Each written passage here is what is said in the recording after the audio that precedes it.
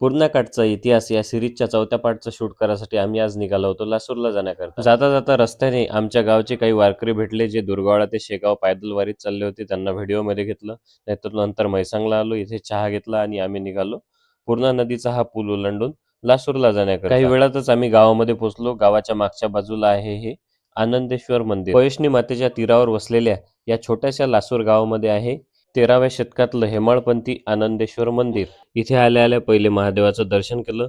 दर्शन झाल्यानंतर आपलं पाखरू उडवलं आणि इथे शूट कंप्लीट करून घेतलं. सुंदर शूट मला इथं भेटलेलं होतं. शूट कंप्लीट झाल्यानंतर पॅकअप केलं आणि नंतर निघालो आम्ही आपल्या पूर्णा नदीवर वसलेल्या या घोंगशी बॅरेज प्रकल्पाचं शूट करण्याकरता. सुंदर असं लोकेशन आहे असं माझ्या ऐकण्यात होतं, म्हणून मी इथं शूट करण्याकरता आलेलो होतो. आपल्या पूर्णा नदीवर असलेला हा खूप सुंदर असा घोंगशी बॅरेज प्रकल्प आहे. निसर्गरम्य वातावरणात मन प्रसन्न करणारं वातावरण इथे आहे. इथे पोहोचल्यावर आपलं पाखरू उडून घेतलं.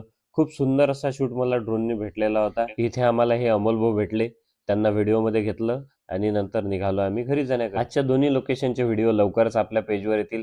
ते पाहण्याकरता आपल्या पेजला फॉलो करून घ्या.